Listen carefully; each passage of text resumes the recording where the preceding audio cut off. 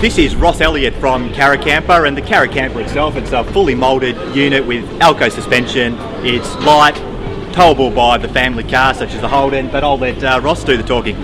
Yeah, what we've tried to create is a fairly small compact unit that can be towed, as Max said, by the family car. It's primarily designed for two people to travel in luxury. The interior is more like a luxury boat rather than a conventional RV, featuring all soft touch headlining, high quality upholstery inside and fully moulded interior, something that hasn't been done in the RV industry before.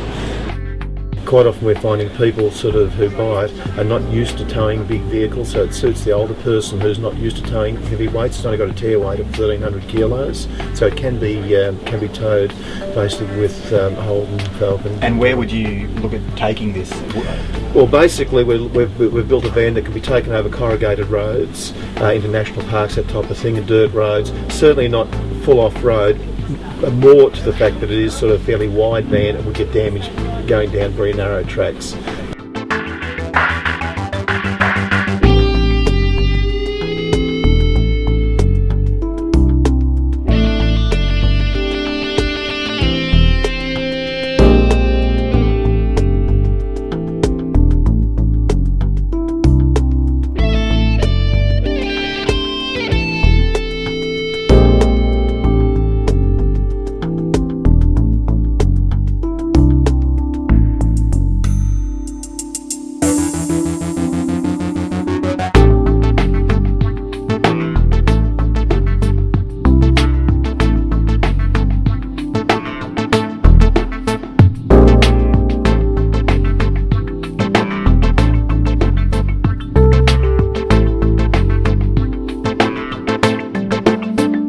This is Andrew Phillips from the RV Repair Centre, and the RV Repair Centre does all manner of things, including, would you believe it, repairing caravans.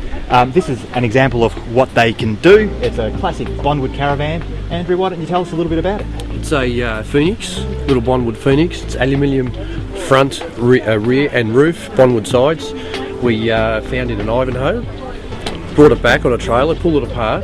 The roadside wall was actually rotted out, so cut the roadside wall out of it, replied it, finger ripped it back together, and then repainted from there. And how long would that sort of thing take you?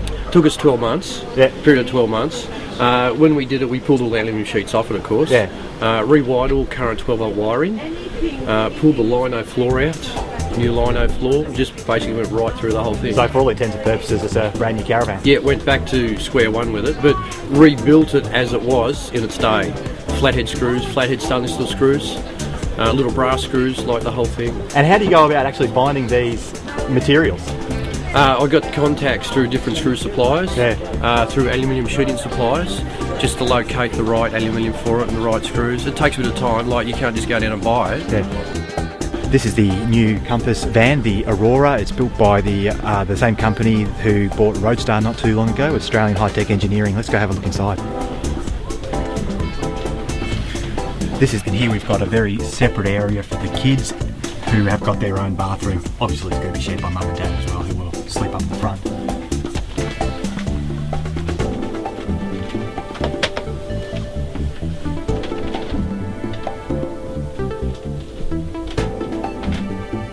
And we've also got a separate fully moulded dry shower and a separate cubicle for the toilet. Particularly attractive caravan for kids who might be a little bit rambunctious, shall we say. Just slide this across.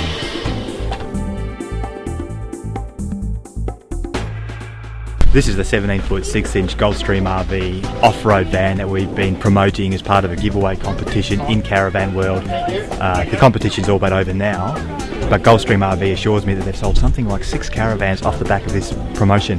Bloody fantastic. Let's have a look.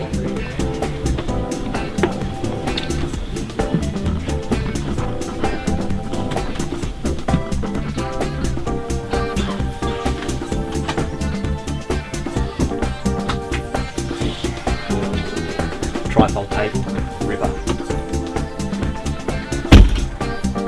Just need a few beers now.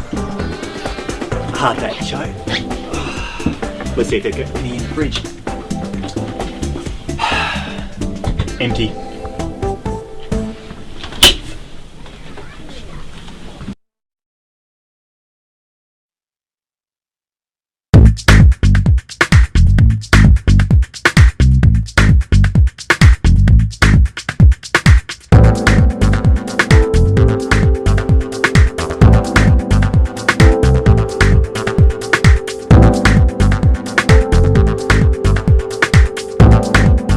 Okay, this is something completely different.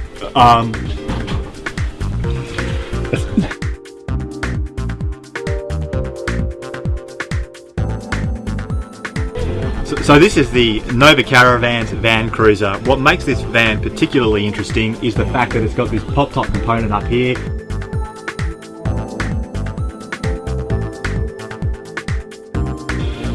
One of the key features about Van Cruiser is that this van can be purchased as a 2-berth. Aftermarket can be retrofitted with the rooftop expander and then the rear expander, making it the only caravan on the market that can go from 2, 4 to 6 berth. No other caravan can do that.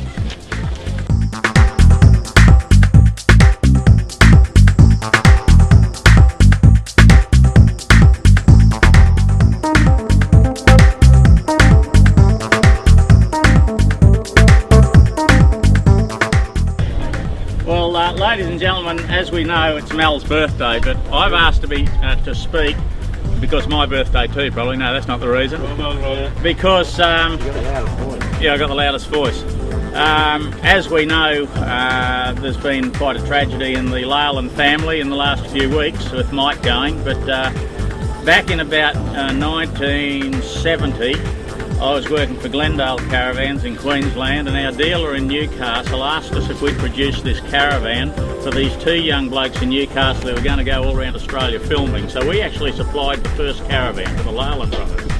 And then, of course, in more recent times, Mel himself, Mel and Lorraine and the family, were very much instrumental in doing our first caravanning documentaries, I think, on TV called Leyland's Australia and the spin-offs to that.